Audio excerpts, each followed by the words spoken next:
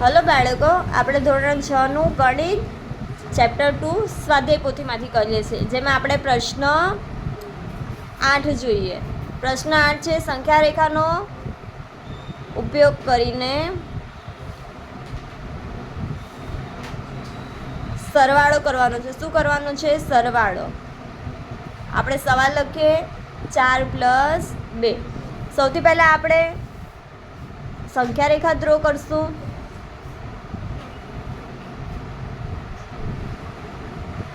બાળકો, સંખ્યા રેખામાં વચ્ચે શું આવશે? 0 આવે.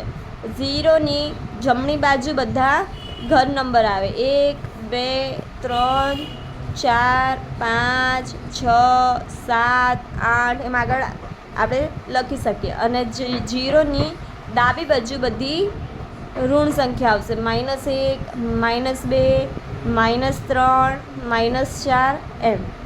આપણને હવે સવાલ કીધો છે 4 + 2 એટલે 4માં 2 ઉમેરવાના છે. ઉમેરવાના હોય તો આપણે બાળકો જમણી બાજુ જોવું પડે.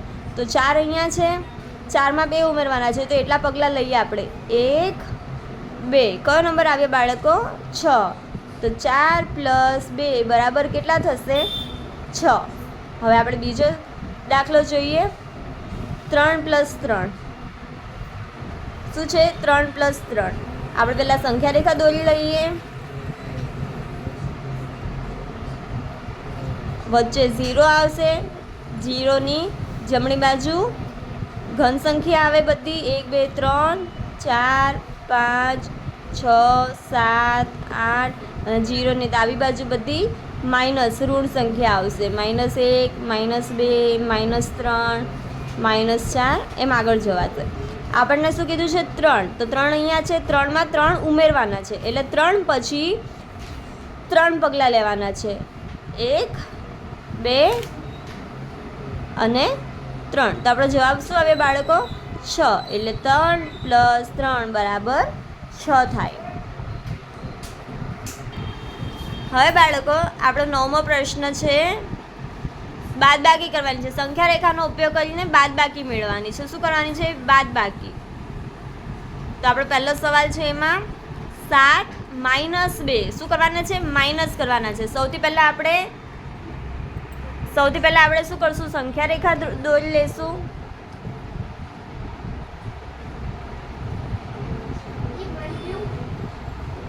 વચ્ચે 0 લખાશે.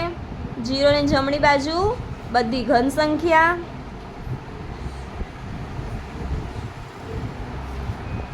0ની ડાબી બાજુ ઋણ સંખ્યા. હવે બાળકો, આપણને શું કીધું છે? 7માંથી 2 માઇનસ કરવાના છે. માઇનસ કરવાના હોય બાળકો ત્યારે આપણે કઈ બાજુ જવાનું? ડાબી બાજુએ જવું પડે. કઈ બાજુએ? ડાબી બાજુએ. આપણે 7 ક્યાં છે? અહીંયા છે. 7 અહીંયા છે અને આપણે એમાંથી 2 માઇનસ કરવાના છે, એટલે 7 પરથી આપણે ડાબી બાજુ 2 પગલાં જઈશું. 1 અને 2. તો કયો નંબર આવ્યો બાળકો? 5. તો આપણો જવાબ શું છે? 7 - 2 બરાબર 5. 5 એ આપણો જવાબ થયો. હવે આપણે બીજો પ્રશ્ન છે 6 - 4. 6માંથી 4 બાદ કરવાના છે. તો આપણે સૌથી પહેલાં સંખ્યા રેખા દોરી લઈશું. બાળકો, આપણને સંખ્યા રેખાનો ઉપયોગ કરવા કીધું છે, એટલે સંખ્યા રેખા દોરવી કમ્પલસરી છે.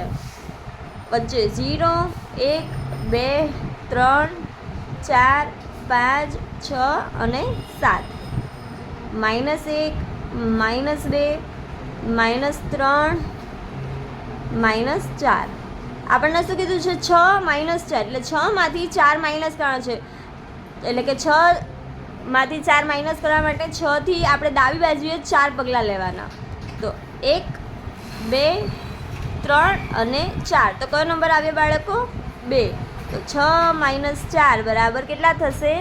2 થશે. હવે આપણો આગળનો સવાલ છે સંખ્યા રેખાનો ઉપયોગ કરી ગુણાકાર કરવાનો છે. શું કરવાનું છે? ગુણાકાર. પ્રશ્ન 10 છે.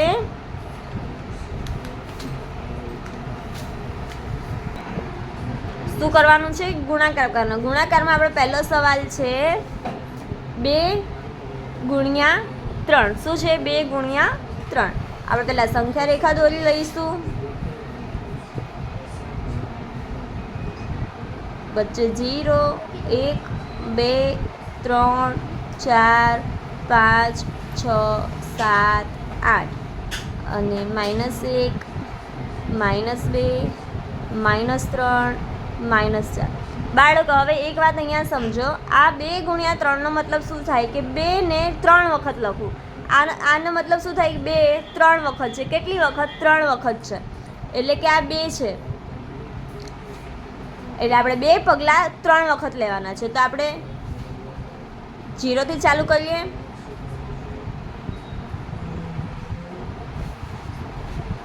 1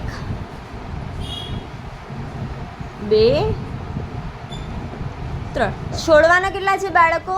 આપણે 2 છોડવાના છે. 2 છે એ 3 વખત. તો 0 1 એ 2 થયા કહેવાય. તો 1 વખત 2 વખત અને 3 વખત. તો આપણો જવાબ શું આવ્યો બાળકો? 6. એટલે 2 × 3 બરાબર 6 થશે. હવે આપણે આગળનો દાખલો જોઈએ.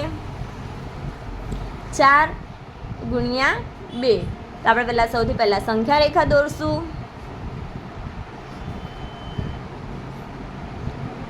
વચ્ચે 0 1 2 3 4 5 6 7 8 -1 -2 -3 -4 -5. બાળકો 4 × 2 નો મતલબ થશે કે 4 ને 2 વખત. 4 કેટલી વખત છે? 2 વખત. એટલે 0 થી 4 1 વખત, પછી 1 2 3 4. તો કયા પર આવ્યો? 8 ઉપર. એટલે થઈ ગયા 1 પગલું 2 પગલાં. એટલે કેટલા થયા? આપણો જવાબ શું આવ્યો? 8. એટલે 4 × 2 બરાબર 8 થશે. સમજ પડી બાળકો? આપણું સ્વાધ્યાય પોથી અને પુસ્તકમાંથી બીજું લેસન અહીંયા પૂરું થાય છે.